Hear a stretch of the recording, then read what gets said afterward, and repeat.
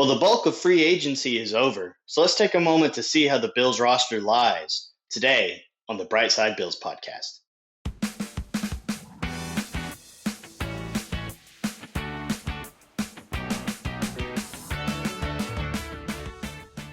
Let's circle the wagons, Bills Mafia, and welcome to the Brightside Bills podcast, where we discuss all things Bills and most things NFL. I'm Caleb Bennett. I want to thank you so much for checking out the show. You guys truly are the best, and I appreciate you all very much. All right.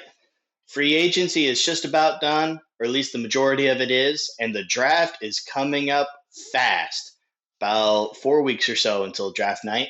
And so I thought it would be a good idea to just take a moment and sit down and let's review what the Bills roster looks like and go down position by position and take stock of what is there and what needs to be added. And then also just kind of address what the story is going into the draft, because I do think it is very interesting how Brandon Beane and this front office have approached free agency, as opposed to what I personally thought they would do. And I think what a lot of Bills fans probably thought they would do. So starting off, we're just going to go position by position all the way down, take stock, and have a quick conversation about each spot. Some are going to go faster than others, but without further ado, we're going to start with quarterback. The Bills did add to the quarterback room. Josh Allen obviously is your returning starter, the best football player in the entire NFL. Not much to really go into there. They did, however, lose Mitch Trubisky. He went to backup Cam Ward in Tennessee. And they brought in a familiar face in Kyle Allen. And of course, Shane Buechele is back as a third quarterback and will probably be the practice squad quarterback.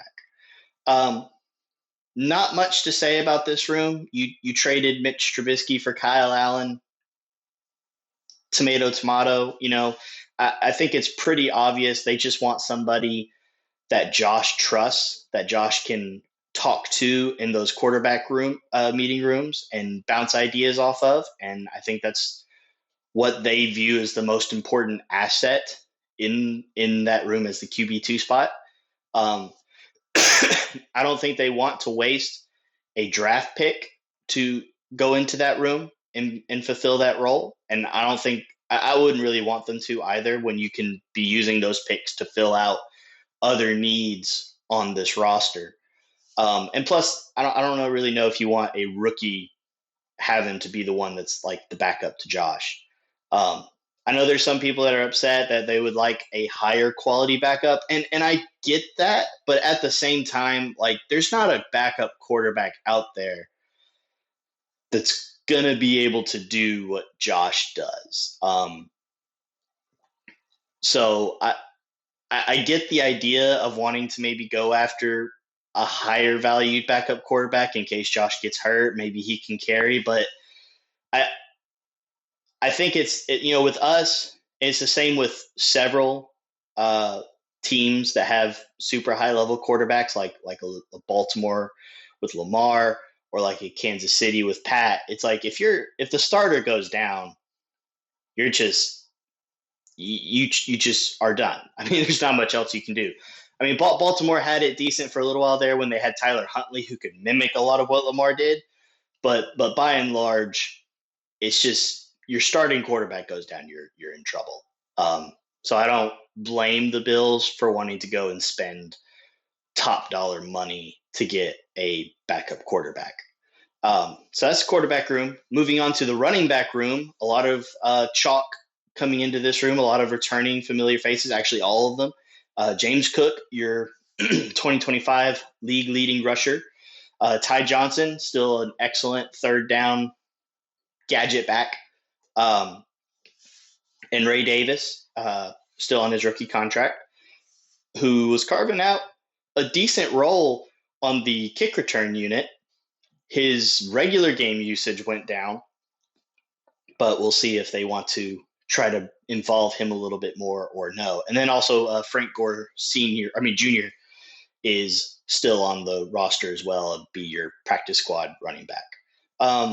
Not much to really do in this room. You might want to add one more guy just for training camp purposes, just add a body. But overall, the room is pretty much set.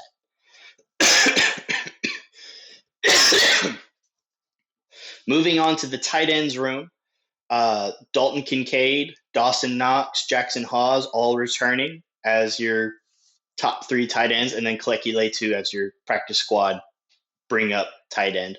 So the running backs room and the tight end room all staying very much the same. And one thing I did want to note with the tight end room is Rob Boras is one of the holdover coaches from the last coaching regime. So I think that speaks pretty highly of him. I've been a fan of his for a while. And I'm glad he is still here as the coach of the tight ends and also helping with the run game coordination. I think that's really good. Now we're going to get into room that's going to have a little bit more turnover, or quite a bit more turnover. Going to the wide receiver room. Currently on the roster, we have DJ Moore, who the Bills traded a second-round pick for just about a month ago to Chicago to bring in and be their quote-unquote number 1 wide receiver. You still have Khalil Shakir. Joshua Palmer is still here. Hopefully he'll get healthy and be a contributing factor this upcoming season. And Keon Coleman is still currently on the team. I'm inclined to believe that he will make this roster. If it was a new head coach and a new general manager, and it was like a complete rewipe, I would say he's probably gone. But the general manager who drafted Keon is the same. And the offensive coordinator who we're led to kind of believe wanted Keon is now the head coach. So I'm inclined to believe that Keon is going to make this roster. And I think at this point, all Bills Mafia can do is just root for him. Just hope that he can mature and become a decent wide receiver. I think we need to get it out of our heads, this expectation that he's going to be DK Metcalf or some, I blanked, George Pickens out on the perimeter. I don't think he's ever going to be that. He's just not physically gifted enough. He's not fast enough. He doesn't run good enough routes. He's not twitchy enough. But if Keon Coleman can mature in his off the field stuff and getting to meetings on time and taking his job seriously like an adult, which I think he can. I think it's important to remember that he is still a very young player. He was drafted as a very young player. If he can get that under control and continue to just work on his route usage and being that physical receiver, I think he could be a Gabe Davis level player. Like, he's never going to be a number 1 or even a preferred number 2, I don't think. But if you told us, like when before Gabe Davis went to Jacksonville and they were trying to force him to be the number 2, and he was like your number 3, number 4, you loved Gabe. Gabe was awesome in that role. And I think that's what Keon can be, is that solid number 3, number 4 option if he can get his head screwed on right and start taking all this seriously and working on his craft. I think he could be a very good fit in that type of a role. So all that to say, I think Keon's going to make the roster. And then after that, it's pretty barren. McCole Hardman, Trent Sherfield was just brought in, Jalen Virgil, Stephen Gosnell. Tyrell Shavers is on this roster, but he's not going to play. This is going to be a lost season for Tyrell, which is really a shame. What a story for Tyrell Shavers. Like, just this worked for everything he had, was on the practice squad, working through training camp, finally cracked the roster. And like, was he the best wide receiver on the team? No, of course not. But like, he did so much of the dirty work blocking and would come up with the occasional clutch catch. You could just feel that he was building I feel like do something like going into this next season, like he could start being a more relied upon option. But tore that ACL, this is going to be a lost season for him, and I hope he can get back on track. But like I say, I think the Bills are going to roster probably 5, maybe 6 receivers. I'm actually kind of leaning closer to 6. And so you have your top 4 in Moore, Shakir, Palmer, and Coleman, and you still need to fill out those last 2 spots. I'm hopeful that a receiver will be drafted on during the 3 days of the draft. I don't know where. Uh, I'll tell you this: if Casey Concepcion slips to number 26, I would take him in a heartbeat. I think he complements everything else in the room perfectly. But I would say there's one more a receiver addition through the draft, whether that's in the first round, taking like a Concepcion, or maybe in the third, or even a little bit later, trying to snag somebody like a specialist type. Um, I think there's room for something like that. And then I would just say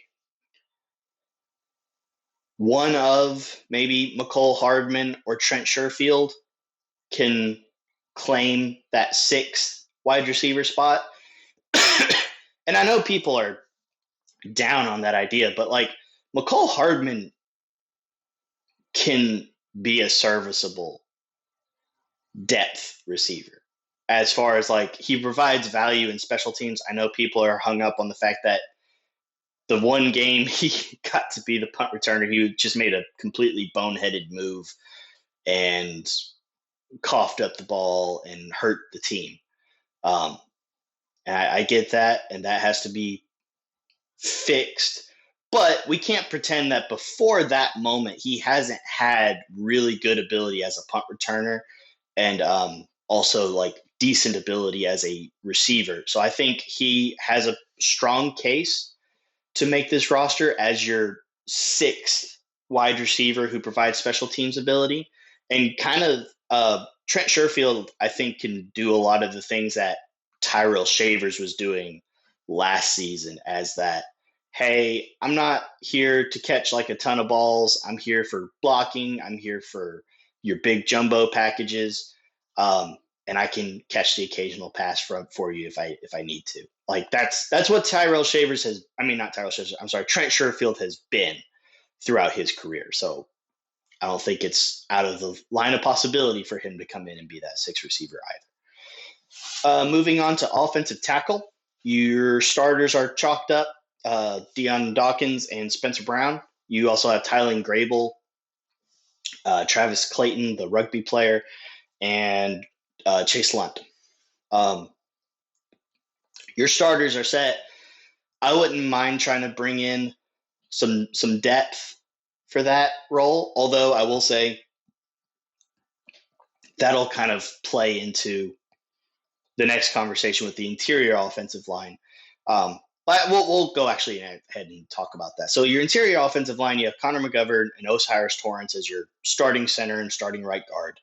And then we were talking about Alec Anderson as probably the starting left guard, but maybe adding a draft pick or a savvy veteran. Well, they brought in their savvy veteran in Austin Corbett. Did I say that? Yeah, Austin Corbett into that competition. And so Austin Corbett has been a starting guard, actually started all over the line for most of his career. Injuries has hampered him, but he's been a decent starting guard for most of his career. So I think it's well within the realm of possibility that he could win that job. And then Alec Anderson can be your depth for the offensive tackle spot. And then you still also have at the guard / center, you have Cedric Van Pren-Granger.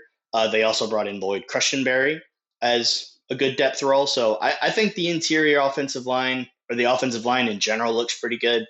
I still wouldn't mind adding like a late day 3 selection to this room just to continue adding to it.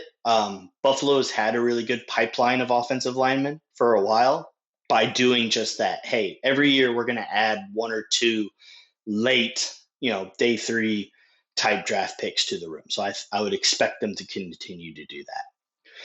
So that's the offense. Really not much to talk about. Adding a couple camp bodies for the running back and tight ends rooms. Um, maybe adding a late day 3 pick to the offensive line, and then trying to find another draft pick spot for your receiver room. But besides that, the offense honestly looks pretty good. And I'm excited for what this offense is going to look like going into 2026. I think Joe Brady is going to take the governor out, and I think he's going to call a much more aggressive type football game than what we have been used to seeing him do. So I'm excited about this offense. Let's switch over to the defensive side of the ball. At defensive tackle, we have Ed Oliver and a lot of young guys. Deon Walker, TJ Sanders, Dwayne Carter, Phi Mathis, and Zion Lowe. Those are your current rostered defensive tackles. Ed Oliver, I am super excited for him going into this next season, as well as Deon Walker. I think he's going to be a stud. But it's for this 3-4 defense to work, you got to have a nose tackle. And currently, we don't have one. I know there's talks about like maybe they believe Zion Lowe or Phi Mathis can fill that role. And maybe they can. That's a possibility. Or maybe they believe Deon Walker can be that nose tackle. I disagree. I think he'd be much more suited as a 5 tech or a 4-eye, rushing in with the nose tackle in the middle. But I think it has been interesting that the Bills haven't added one. There were several available with like Roy Lopez and Crisis Tonga. And then, I mean, you still have guys. DJ Reader is still out there and is unsigned.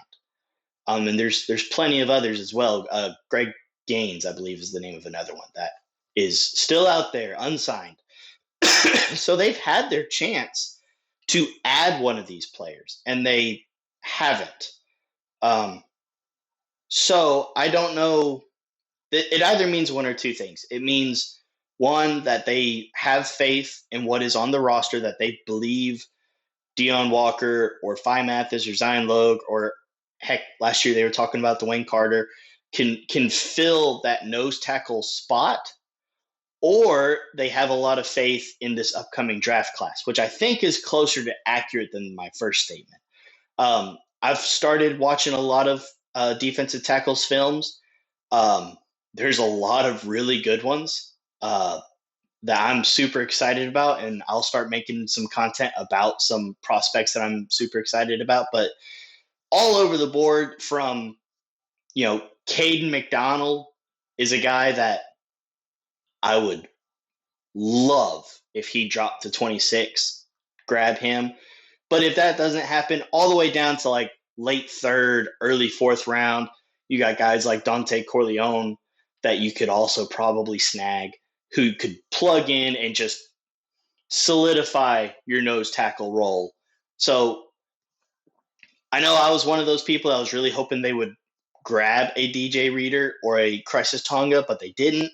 But there's still plenty of options available in the draft, and that I think can be really, really good, really, really solid. Besides that, actually, I like the room. I would like to see a little more depth, like proven depth, at that 5 tech / 4-eye role, because you have Ed Oliver. If you draft a nose tackle, then you have Deon Walker and TJ Sanders, but they're still really young, and I have a lot of faith in those players. But they're young, they're unproven, as you might would say. So I would feel a little better if there was like a proven commodity of some sort to kind of step into that room.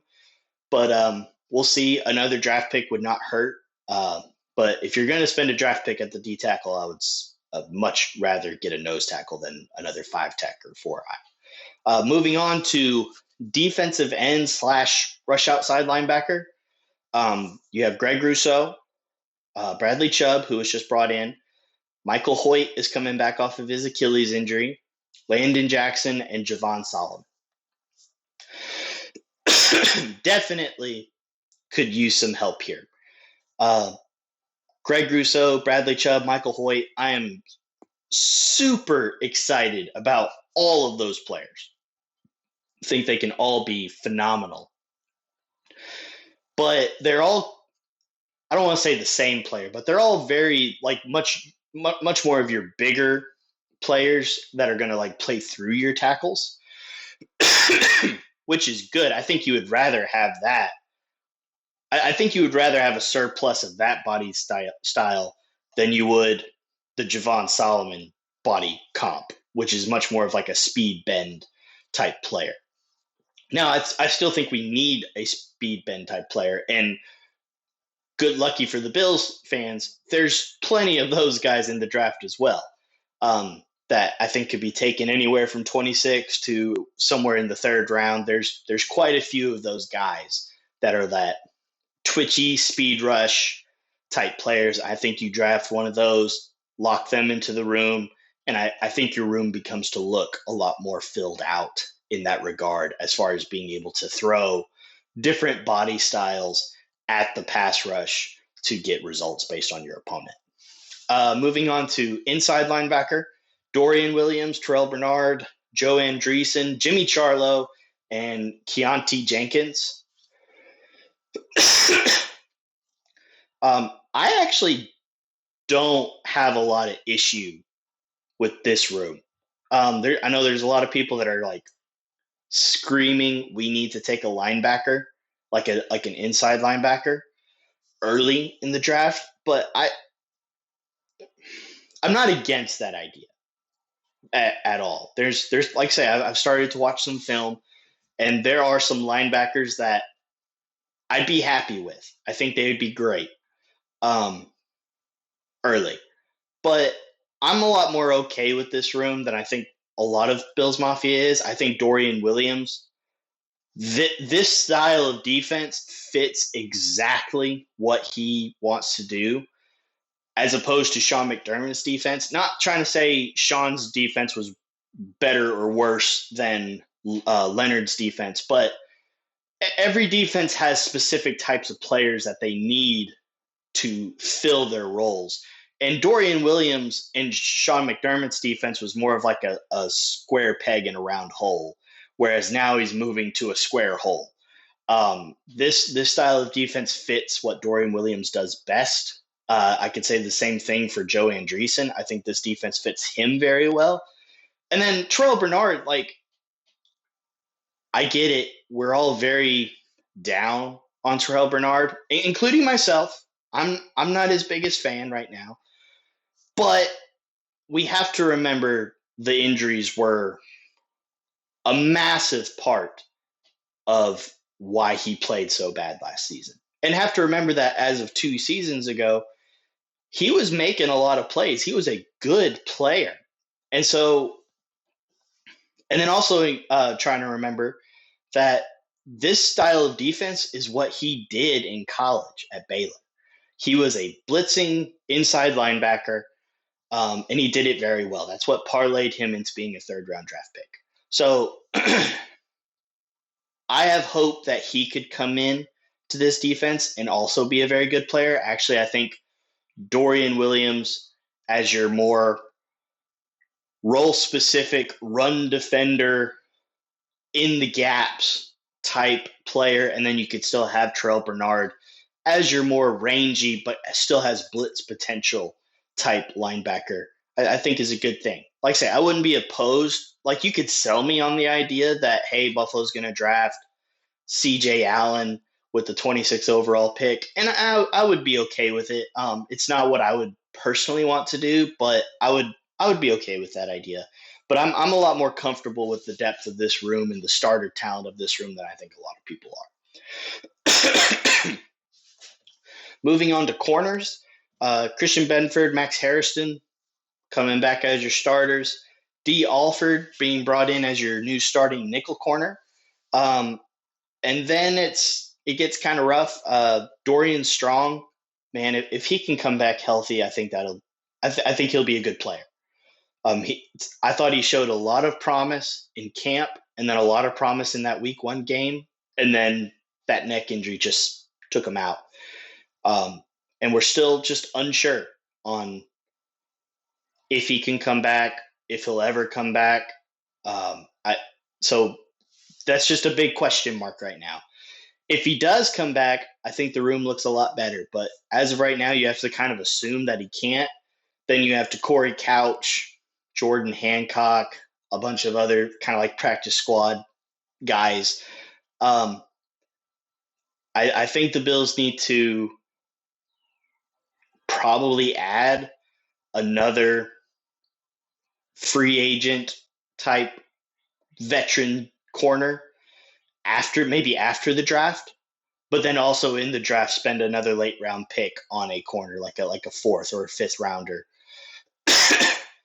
on that position to help kind of bring that together, because after Benford and Hairston and Alford, it gets pretty slim pretty fast. And what we have unfortunately has proven to be true is that Christian Benford and Max Hairston are going to go down. That's probably unfair to say about Max. I mean, his rookie season, it was his rookie season. It's not like there's 5 years of history to point to with him in the NFL. But what we know is all we know is what we know, and what we know is that he did get injured. So, and Benford obviously has proven to get nicked up during the season. So I think there's definitely room for depth to be added at the corner position. Final on defense, what was one room that definitely needed to be added upon was I was kind of viewing as kind of a weak spot of the roster is now definitely probably a strong spot on the roster. The safety room. So Cole Bishop's coming back, and then they bring in C.J. Gardner-Johnson and Geno Stone. They re-signed Damar Hamlin, and then Wade Owens is on here as the depth player. And Jordan Hancock, I don't know what position he's going to play. In a past video, I talked about him playing safety. I personally think that's where he would be best at. But until they give us a definitive on what position he wants to play, I'm going to keep him in the cornerback room. But, man, this safety room got overhauled in a hurry. And at first I was a little confused because I was like I think like most Bills Mafia, I was like, defensive line needs work, D tackle, D end, the rush outside linebacker, receiver. That's like the core stuff. But then they started like adding C.J. Gardner-Johnson and Geno Stone, and my thought process kind of was like, well, Jim Leonard was the defensive backs and pass game coordinator for Denver. He played safety in the NFL. I think it's pretty clear by the way they attacked free agency that he wanted that secondary to be solidified with its starters. And it looks pretty good. If you're just talking starters, you have Benford, Hairston, D. Alford, Cole Bishop, and C.J. Gardner-Johnson. That is a heck of a back end group of corners and safeties. That is a very good group. I think the safety room is pretty much set. Like I say, the defensive backs room needs a little depth added, but as far as that goes, that's what the defense needs. You need a nose tackle. You need a speed bendy guy to add to your outside rush backers, depth at corner, and you might could use some help at linebacker. Like I say, I'm not as concerned about it as some are, but you might could use some help at linebacker. Kicker, Tyler Bass and Maddox Trulio. I apologize if I butchered that name, are currently on the roster. Punter Mitch Wishnowsky was re-signed, and then Reed Ferguson is still your long snapper. So I think the special teams aspect of the roster is looking okay. Normal, if we would say Tyler Bass is coming back. So that's going to do it. Before I sign off, I did want to apologize for my lack of content. We had some stuff come up personally that I had to kind of take a break and deal with and handle. So I apologize, but I am back. There is going to be a slight change to the content that I put out. So currently I'm trying to put out Monday, Wednesday, and Friday, and I'm still going to. But Monday and Friday, I'm going to continue doing content like what I'm doing, just very Bills specific, long form uh, content about the roster and draft and free agency and yada, yada, yada. On Wednesdays, I'm going to start trying to do a short episode on just teaching the NFL because several people that I have talked to that have watched my channel, friends and family, aren't big football fans themselves, but they do like to listen. And they're like, man, we enjoy listening to you, but we don't know what you're talking about. And so I am going to start trying to put out content on Wednesdays once a week where I'm just giving a brief teach tape on different aspects of football. And it's going to be start off pretty basic, and we're just going to attack different topics by topic. So I'm going to start that up this coming Wednesday, and I hope y'all enjoy that because that's something I'm very excited about. But that's going to do us for today. I want to thank all of you for tuning in and checking out the show. If you enjoyed it, please leave a like and subscribe and comment. I would love to hear from you all. And until next time, I'll catch you all back on the bright side. Go Bills.